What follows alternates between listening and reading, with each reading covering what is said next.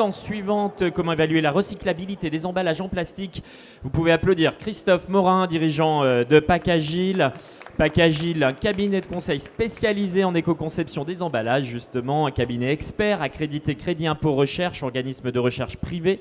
C'est dans ce cadre eh bien, que vous réalisez des études pour le compte de Citeo. Vous avez effectivement développé un laboratoire qui est opérationnel depuis septembre, qui permet de réaliser toute une batterie de tests. Donc vous aurez l'occasion d'en préciser peut-être quelques-uns, notamment évaluer le caractère détachable des étiquettes, faire des tests de flottaison, vérifier la lavabilité des emballages, une accréditation, c'est ça Christophe? C'est ça, de l'EPBP. Voilà. Exactement. J'en dirai quelques mots juste après. Vous le dites mieux.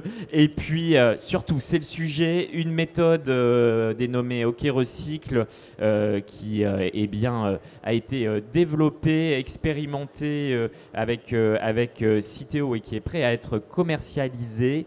Cette méthode, elle est destinée à évaluer la recyclabilité des emballages en plastique. C'est un sujet vraiment voilà, très important et avec eh bien, une présentation que vous nous faites le plaisir de nous dévoiler en avant-première sur cette méthode. Merci Christophe. Alors tout d'abord, allez, les enjeux, le point de départ pour commencer. Oui, le point de départ, c'est d'abord l'observation qu'on a plein de problèmes au quotidien pour pouvoir vérifier la réalité du recyclage, en particulier des emballages plastiques.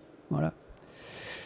Donc, je ne vous l'explique pas. Aujourd'hui, on l'a déjà expliqué en long et en travers. Le contexte réglementaire, c'est d'abord pour le contexte franco-français des décrets QCE. Donc, en tant que donneur d'ordre, marque ou metteur en marché, vous avez une obligation d'information du consommateur sur le caractère environnemental. Et donc, vous devez dire quel est le niveau de recyclabilité, quel est le taux de recyclabilité, avec des mentions légales maintenant qui sont couvertes par la loi. Donc, et puis aussi, on a, au travers de la loi AGEC et puis les prochains règlements PPWR, des interdictions de mise en marché d'emballages qui ne seraient pas recyclables à échéance 2030. Voilà. Donc, ça s'inscrit dans tout ça. Et alors, quel est le référentiel en France? Alors, pour être très clair, le référentiel, aujourd'hui, c'est le COTREP. Le rôle du COTREP, Vincent, je parle sous ton contrôle, c'est de définir les règles d'éco-conception, c'est-à-dire en particulier les règles de recyclabilité.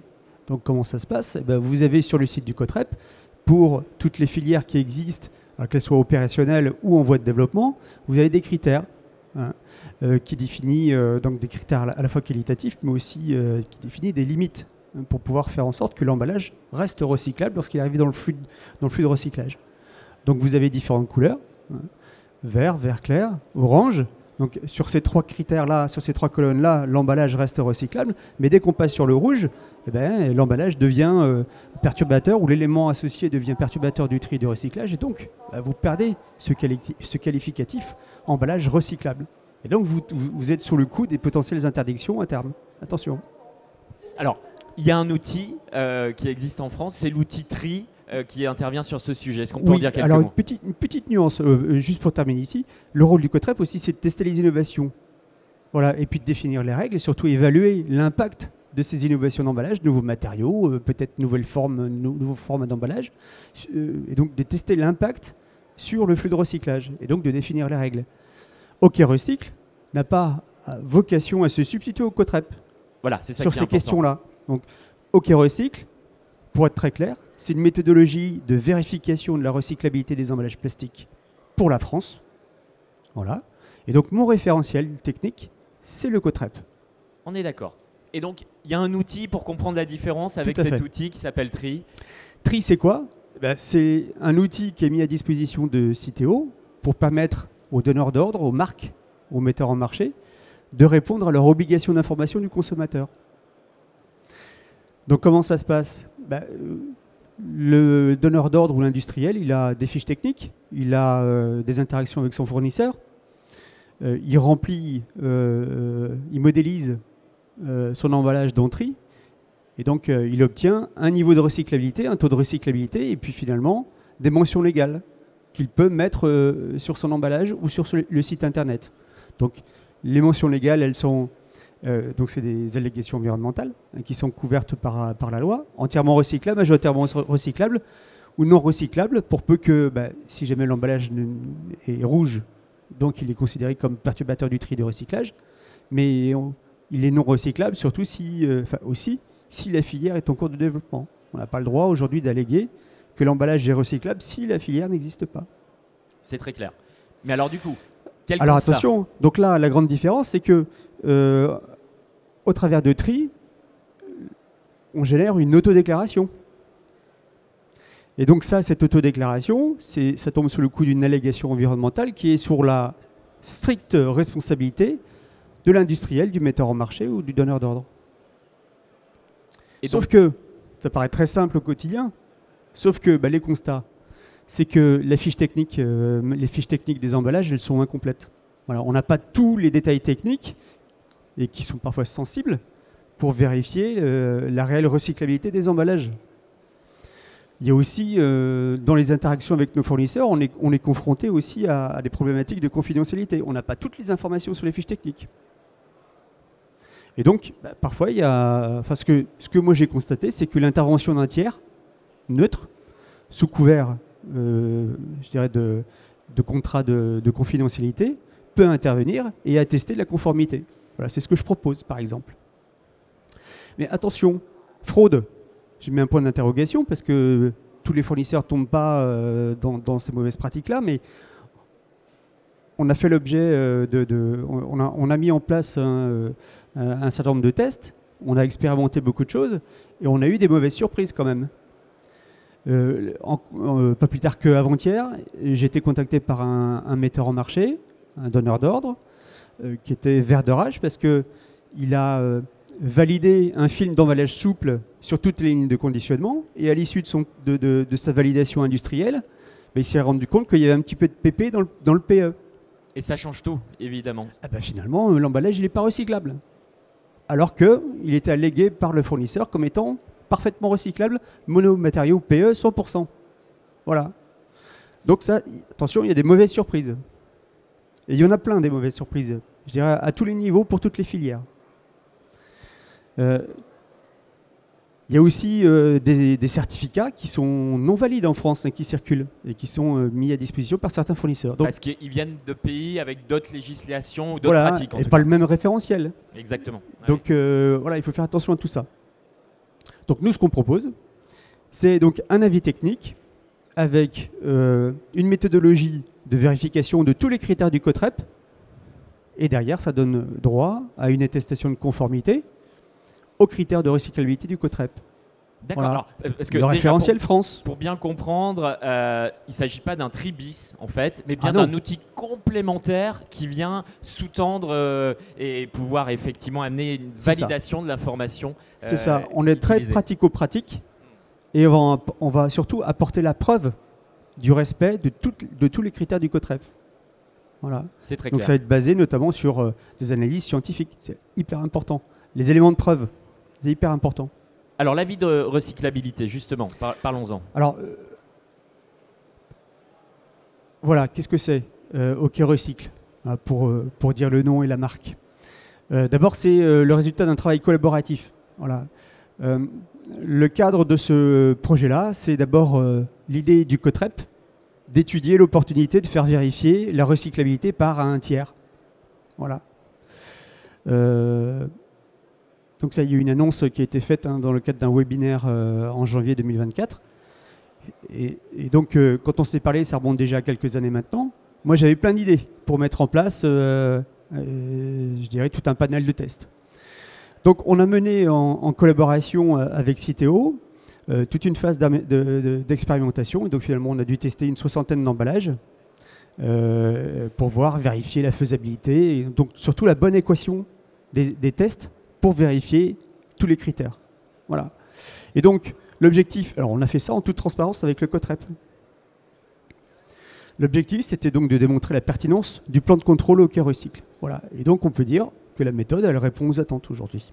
Alors, ce plan de contrôle. Voilà. Alors, le plan de contrôle, aujourd'hui, comme je vous l'ai dit, c'est ce qui permet de vérifier la conformité aux critères de recyclage du COTREP. Ça passe par des protocoles de test qui sont très très spécifiques en faisant appel à des laboratoires partenaires.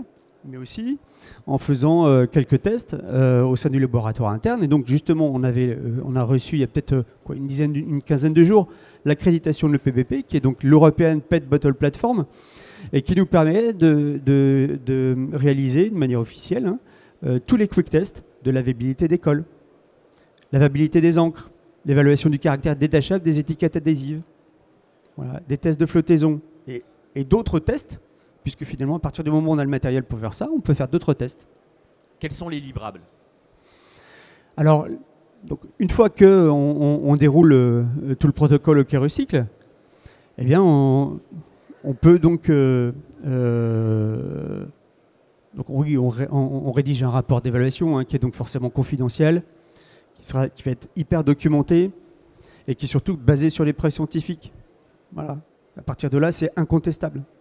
Les éléments de preuve.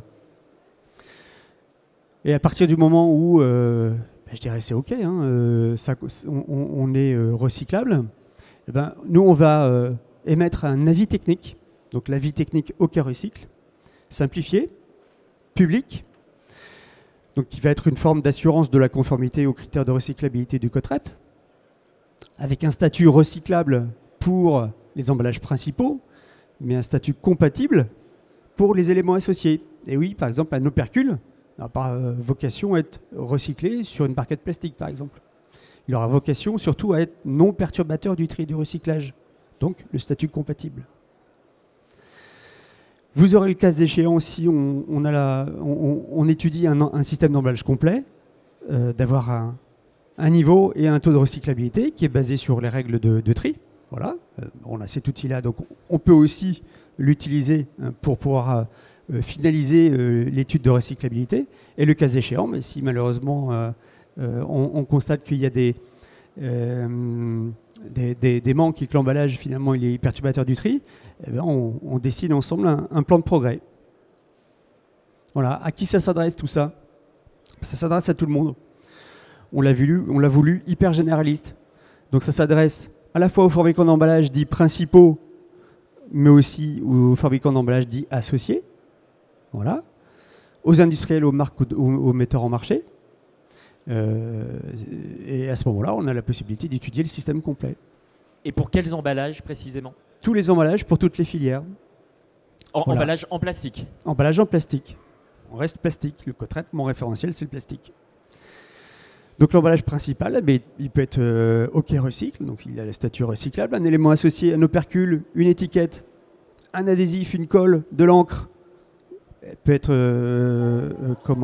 vérifié compatible. Et puis le système complet, c'est-à-dire si on a l'UVC complète, il peut avoir un statut recyclable.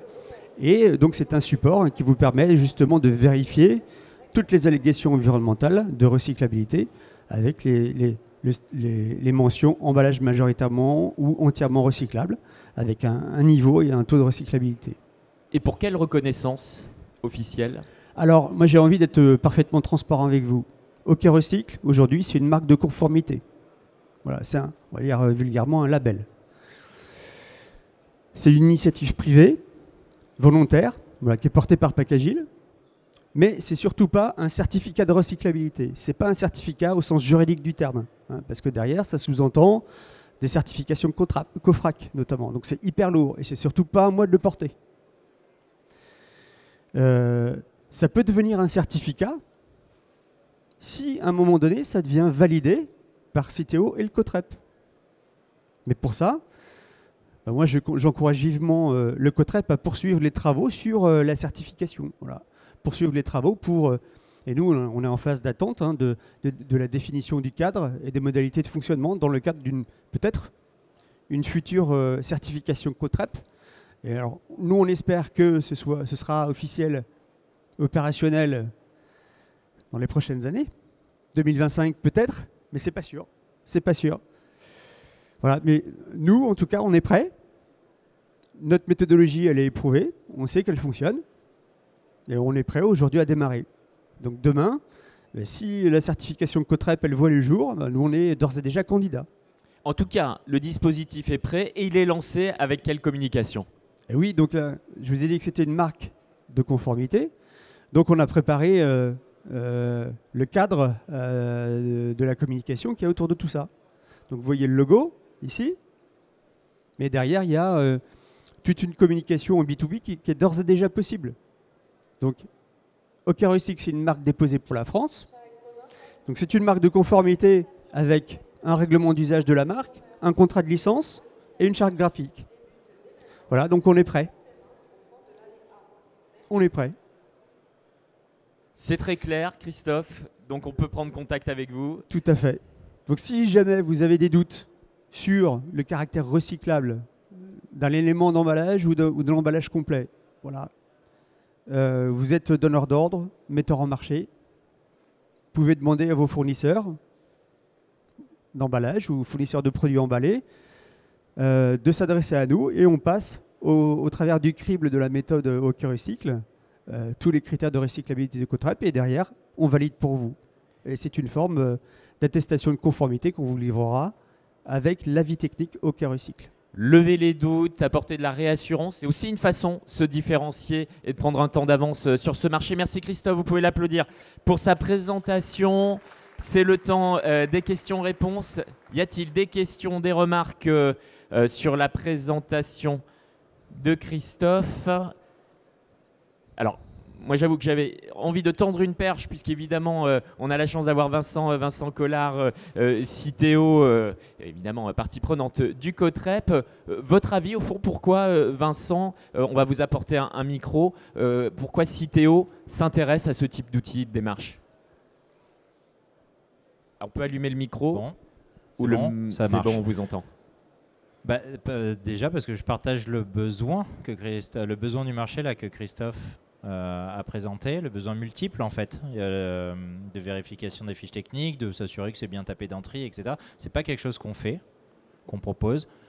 Et surtout, on s'est fait le constat, que ce soit Cotrep ou Citeo il y a quelques années, que ça n'arrivait pas à émerger sur le marché naturellement. Donc je suis très content que Christophe saute le pas, hein, et il y en aura peut-être d'autres demain, mais voilà, c'est de se dire il y a un besoin, il n'était pas rempli, essayer de comprendre pourquoi, et du coup forcément en Cotrep, c'est ce qu'on a annoncé en début d'année, en janvier, c'est de se dire bah, si personne n'y va, il y a peut-être un besoin qu'on fasse un cadre en fait, c'est peut-être ça, parce que pour que des initiatives comme ça émergent, est-ce qu'il faut que Citeo ou Cotrep fassent un cadre? C'est complémentaire, nous c'est très important que ça respecte finalement le droit, parce que c'est bien Citeo qui a la responsabilité vis-à-vis du décret QCE de délivrer la bonne information sur recyclable ou non, et l'éco pour ses clients, à notre concurrent. On a cette responsabilité, donc il ne faut pas des certificats qui inventeraient une autre méthodologie, parce que là on sortirait du cadre et ce serait encore plus confusant pour tout le monde. Et voilà, et puis et après est-ce que le Cotrep va se lancer ou pas? Enfin, si le privé les initiatives privées comme on voit aujourd'hui arrivent à remplir ce besoin sans nous, est-ce qu'on a vraiment besoin de se lancer aussi à nous là-dessus? Sinon, si on voit que le cadre c'est vraiment quelque chose de bloquant, bah oui, on continuera d'y réfléchir et d'en faire un axe. Et puis il faut imaginer que les ressources Cotrep, elles ne sont pas infinies. On a vu, il y a plein de sujets, il y a encore plein de connaissances à créer sur la recyclabilité, donc où on met le poids du corps, quoi. C'est aussi ça pour aider l'industrie. Entendu, c'est clair. Merci Vincent pour cette réaction. S'il n'y a pas d'autres questions, eh bien, je vous propose d'applaudir à nouveau Christophe. Merci beaucoup pour cette présentation.